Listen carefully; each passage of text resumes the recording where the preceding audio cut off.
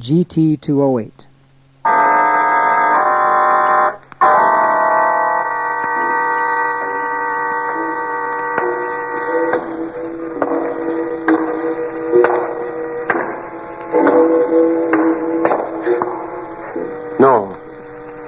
No, stay where you are.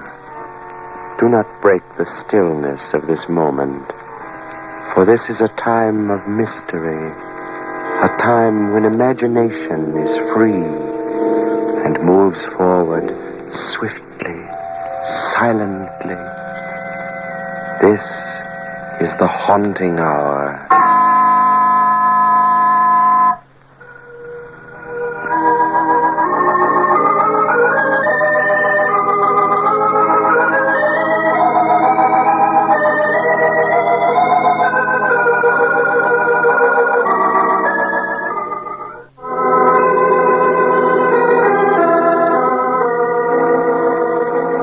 Remember Hugo Carteret? Of course you do. The brilliant criminologist and charming gentleman who had such a wonderful flair for solving crimes, which carried a hint of the macabre and savored of the supernatural. He died back in the 20s, and they say that everybody from the 400 of Park Avenue to the 400,000 of the Bowery and Hell's Kitchen came to his funeral. Anyway, Hugo Carteret left his memoirs, and the very first chapter deals with an infamous crime which in June of the year 1922 threw all of New York City into an uproar of horror. Such was the case of the Lonesome Corpse. Greystone Park used to be the private estate of old Caleb Greystone, eccentric recluse and incidentally millionaire many times over. When Caleb died, he willed the estate to the city of New York. The city fathers, properly grateful, promptly converted the estate into a park. It was public in that it was open to the public, but it had a private look because a 15-foot wall of polished stone completely surrounded it. One day, back in June of 22, a big car drove up to the only entrance. In the back seat of the limousine was William Marsden, wealthy lawyer and executor of the Greystone estate, and he had come to inspect the ground.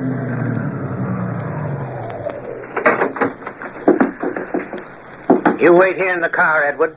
Yes, Mr. Marsden. Will you be long, sir? I don't think that's any of your business. I pay you to chauffeur me around, not to ask me questions. Yes, sir. I was only bringing up the fact that it's getting dark, and you said you had to be at the plaza by 9. I'm perfectly able to take care of my own business, Edward. I'll mind mine, and you mind yours. You wait here in the car till I'm through in the park. Understand? Yes, Mr. Marsden.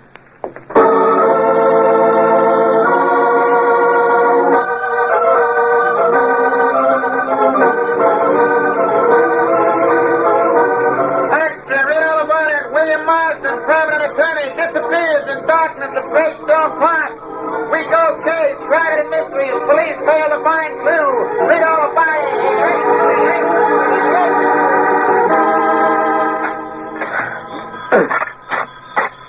Hey, Joe. Yeah? How do you suppose that big shot lawyer Marston disappeared? Think his chauffeur had something to do with it? I don't know, Tom. I don't get it. He tells his chauffeur to wait, walks into this here park, and never comes out. Chauffeur hears a scream inside the park, and that's all. You scared too easy, Tom. Nine, that's nice. Just broke my shovel. Well, I have to go over to the tool house and get another one. But, Joe, the tool house is way over the other end of the park. So what? It's getting dark. And it ain't healthy to be in this place after dark. Let's knock off, Joe. We can finish digging these flower beds tomorrow. If we knock off, we'll both be looking for a new gardener job tomorrow. Andrews, the superintendent, told us to finish up tonight, and that's what we got to do. Look, Joe, don't leave me. I got an idea there's something running around this park we don't know nothing about. When I think of that lawyer Marsden, So, you seen ghosts now, huh, Tom? Well, there ain't no ghost or nothing else that can scare Joe Donetti. You wait for me here. If you see a boogeyman, well, just offer him a drink and ask him to stick around, huh?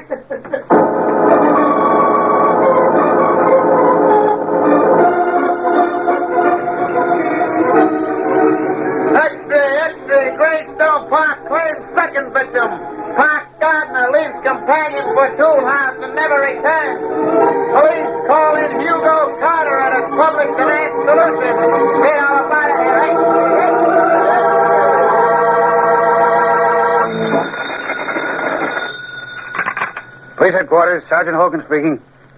What? You saw a light floating around in Greystone Park? What kind of a light?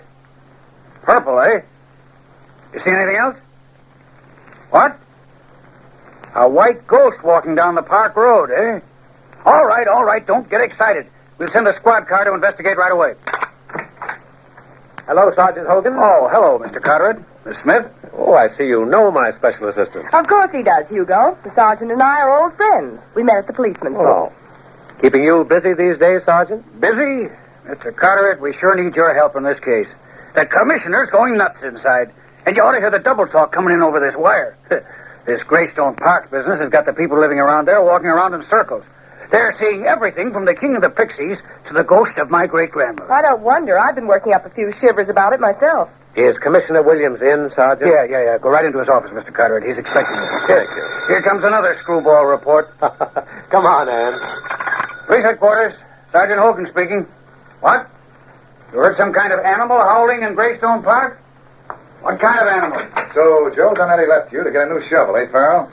And then a little later, you heard a scream. Yes, sir. It come from far off, and it must have been Joe. Oh, hello, Hugo. Miss Smith? Commissioner? Well, I guess that'll be all, Farrell. Stay pretty close to home, though. We may need you later. Yes, sir. Oh, that was Tom Farrell, the gardener. Hard to get anything out of him. He's so jittery. He's convinced there's some kind of murdering thing running around loose in that park. So is Marsden's chauffeur. And I'm convinced they're both telling straight stories. I trust you searched the park thoroughly, Commissioner. Oh, of course I have, Hugo. Had a detail practically scrape every foot of the area with a fine-tooth comb. And you found nothing, Commissioner Williams? Nothing. Until yesterday morning. Oh, you have a clue?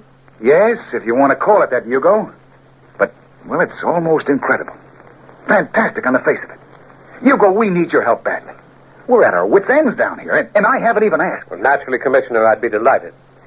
There's a touch of the macabre and supernatural here that I find very interesting. Don't you, Ann? I'm not so sure. Now then, Commissioner, you said something about a clue. Yes. Donetti, the missing gardener, was wearing hobnail shoes. The road was soft from the recent rain, and we were able to trace his footsteps as far as they went. What do you mean, as far as they went?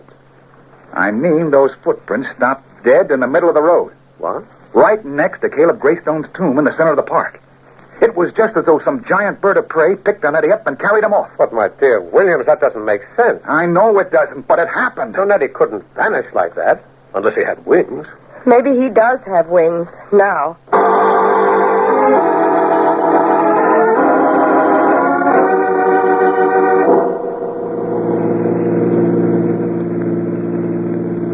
You know, Anne, I can't get those footprints out of my mind. They interest me. They scare me. In fact, I think I'll stop in at Greystone Park and have a look at them. You mean now? Yes. Oh, but Hugo, it's midnight, and there's something dangerous roaming around in that park. Something deadly. Why not wait until tomorrow in the daylight? Because the things that happen in Greystone Park, Anne, seem to happen at night.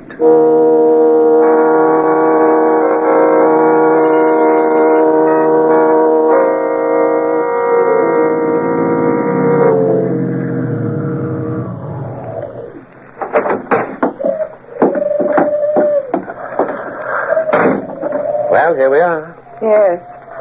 Peaceful, serene Greystone Park. The place that people just hate to leave. You should have let me drop you at your apartment, Anne. This is no place for a girl. Oh, no, Mr. Carteret. I'm going right with you. Well, here's the gate. It's the only entrance or exit. Let's try it. There. Neatly locked with a heavy iron chain and padlock. The police want to keep people out, and I think it's a wonderful idea. Either that or they want to keep something in. The thing in this park couldn't be stopped by chains or padlocks. Well, they're not going to stop us either. Here, Anne, I'll boost you up to the top of this stone wall and climb up myself. Come on. There you are. How's the view up there? Oh, lovely. Now then, Mr. Carteret, let's see what kind of a second-story man you are. I haven't done this since I was a boy. This wall is higher than it looks. You all right, Anne? Just dandy. Well, now, I'll drop down and then catch you. All right, Anne. Just let yourself go. All right, but don't miss. There you are. Listen, what was that? Only the wind. Oh, I thought I heard someone calling. Why, Anne, you're trembling. You're telling me. Hugo, where are we going? Up this road until we reach the place where that missing gardener's footprints stop. Right next to that big square tomb in the center of the park, according to Commissioner Williams. Mm-hmm. That's the Greystone Mausoleum. All that remains of old Caleb Greystone, the philanthropist, lies within it. And that's the statue of old Caleb himself, standing on the roof of the tomb. How nice. I hope you realize that William Marsden and Joe Donetti walked along this same road at night, and they did... What's wrong? I felt a cold hand on my face. That isn't a hand, it's a leaf on the end of a twig. Poor kid. You're frightened, aren't you? Who, me? I'm scared to death. I'm so scared my hair's standing on end. It's ruined my permanence. Oh, Hugo. What is it, Anne? That statue on the top of the mausoleum. The statue of Caleb Greystone. Yes? Well, what about it? It moved. What? No, wait a minute, Anne. Hugo, I tell you it moved. I saw it lift one of its arms and turn its head in the moonlight. Now, Anne, it's just that you're on edge. What you saw was a mirage brewed out of moonlight and your own imagination. That statue's made of stone. Stone statues don't move. Come on, we leave the road and go down this hollow.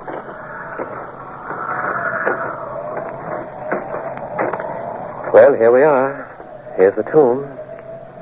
And here's Donetti's footprints, just as the commissioner said. They're pretty faint, but... Wait a minute. What is it, Hugo? Look up at that statue of Caleb Greystone. Up there on the mausoleum roof. What about it? Well, when we saw it on the other side of the hollow, it faced toward the road, didn't it? Why, yes. Now it's facing away from the road. Then it did move, Hugo. It did move. More than that, Anne. While we lost sight of it down in that hollow, it turned completely around.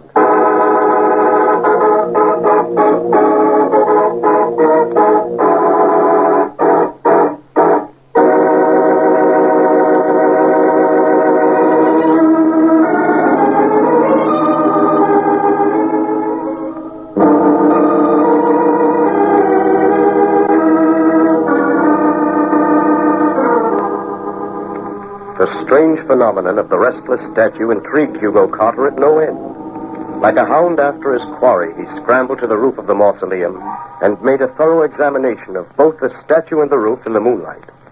He reported his findings to Police Commissioner Williams, and the next morning, in the light of day, they revisited the scene. You two up there better be careful. That roof's slippery. Well, we'll be all right, Anne. Here, Commissioner. Watch what happens when I grasp this statue.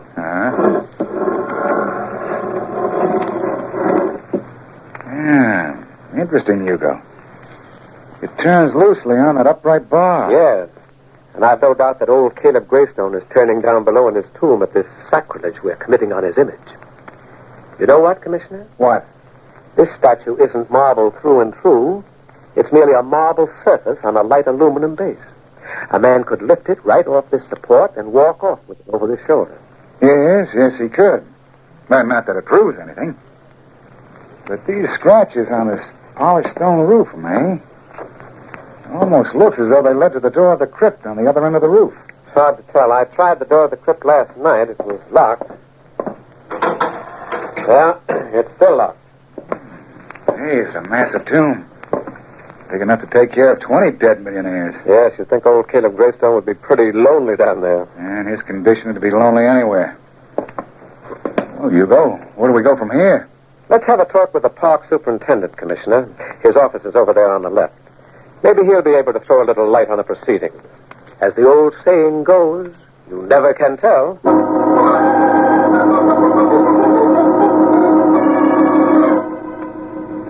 Mr. Andrews, this is Hugo Carteret, the criminologist, and his special assistant, Miss Smith. How do you do? Mr. Andrews, how do you do? Oh, yes, I've heard of you. How do you do? As superintendent of the Greystone Park, Mr. Andrews, we thought you might give us a little information on that tomb. Always glad to help the police, Commissioner Williams. Thank you. Now then, has that statue of Caleb Greystone always faced the road? Why, yes, as far as I know. It doesn't now, Mr. Andrews. You can see for yourself through the window. Why, bless my soul, you're right, Mr. Carter. Now, how do you suppose that happened? That's what we hope to find out. Interesting idea to build a statue of yourself and put it on your own mausoleum. Mr. Greystone had it made in memory of himself as a reminder to the public that he had converted his private estate into a park for their benefit. Mm-hmm. Somewhat of an egotist, huh? And from what the newspaper files say, eccentric. They practically accused old Caleb of dealing in black magic and selling his soul to the devil. Well, I understand the whole family was rather peculiar, Mr. Andrews. Well, yes, I suppose it's true. There were all sorts of rumors. Old Caleb was the eldest son, and he hated the rest of his family. Cheated them out of the family fortune, they say. It's said that he drove his own brother Arthur into poverty. Yes, I remember the case. Arthur Greystone disappeared.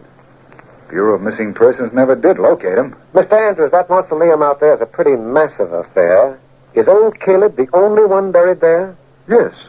As I said, he hated the rest of the family. He specified in his will that only he was to be buried there. That wasn't very hospitable of him. So old Caleb has that whole place all to himself, huh?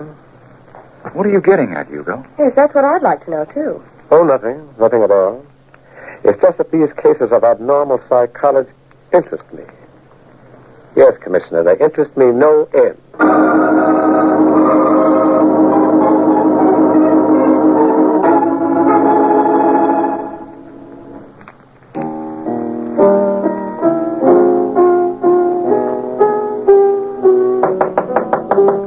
Come in.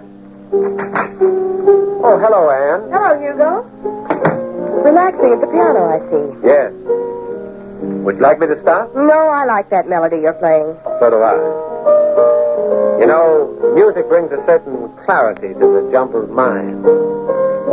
It resolves things. It's a mental lullaby. Where have you been, Anne? Down at police headquarters. Poor Commissioner Williams.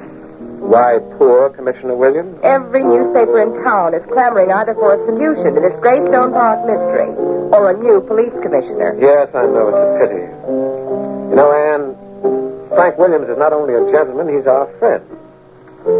I think the time has come for us to try and crack this case. The time has come, all right, but how? Well, we've seen the outside of Caleb Greystone's tomb.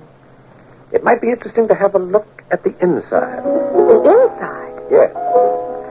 I've got an idea that's where our solution lies. But how are you going to get in? That door of the crypt on the roof is locked tight.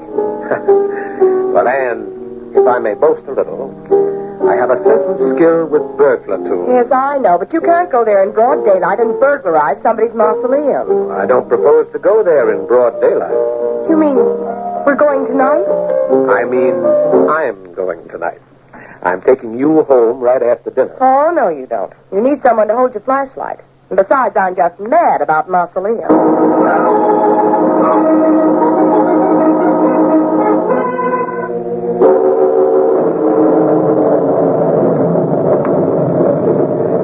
Oh, it's a lovely evening. And outside of the storm, it's just as black. Oh, look out, Anne. This stone roof is slippery. Careful now. The door of the crypt is right over here.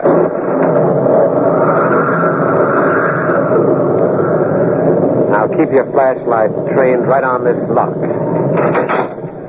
But wait a minute. How did that happen? How did what happen? Why, the door of the crypt is unlocked. Unlocked? Yes. Somebody's been here ahead of us.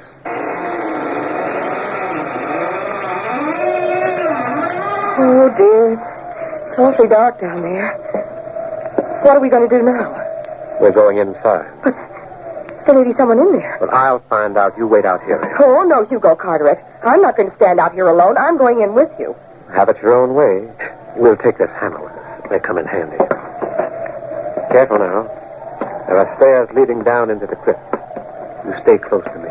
Hugo, I'm practically hugging you to death right now.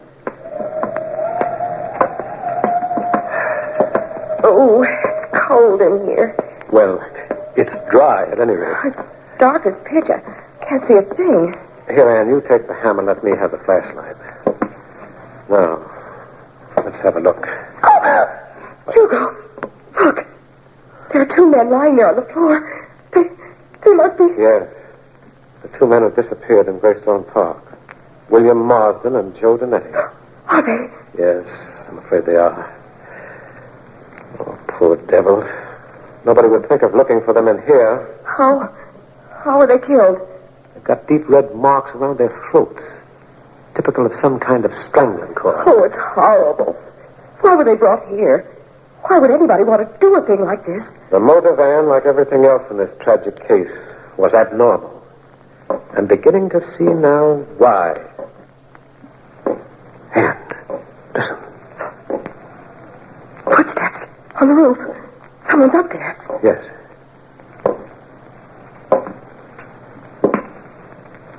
It's stopped by the crypt door. Hugo, do you think it's the restless statue? Perhaps. I do know it's the killer. And he's coming down the steps. Put out that flashlight and flatten yourself against the wall.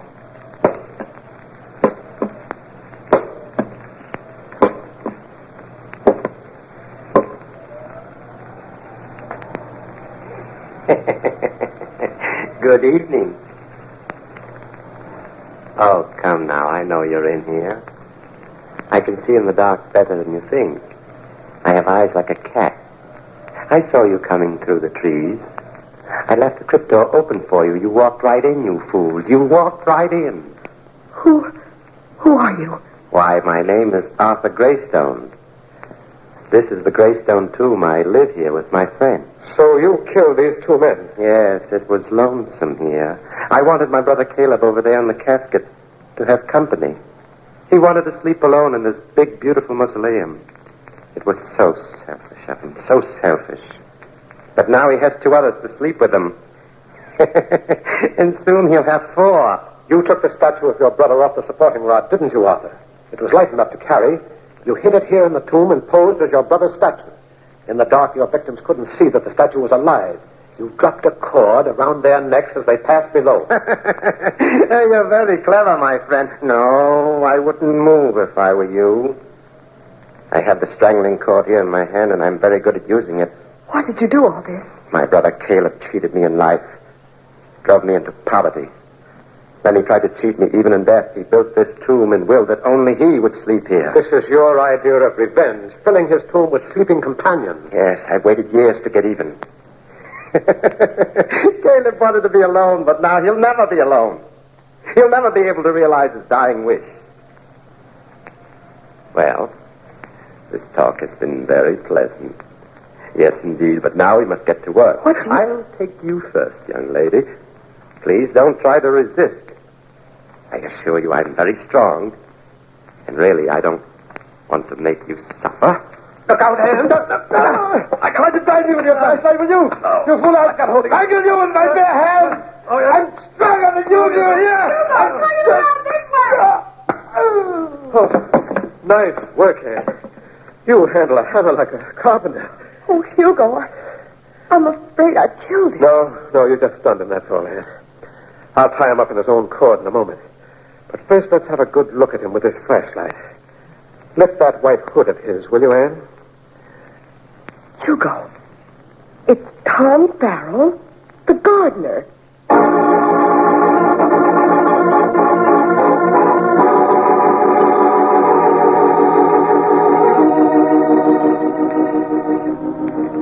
And so ended the case of the Lonesome Corpse, and another chapter in the memoirs of Hugo Carteret. Arthur Greystone had disappeared, only to reappear close to his brother's mausoleum as Tom Farrell, the gardener, a convenient alias. And the city of New York breathed a certain relief when this murderer, obsessed and poisoned by his macabre idea of revenge, finally went to the chair.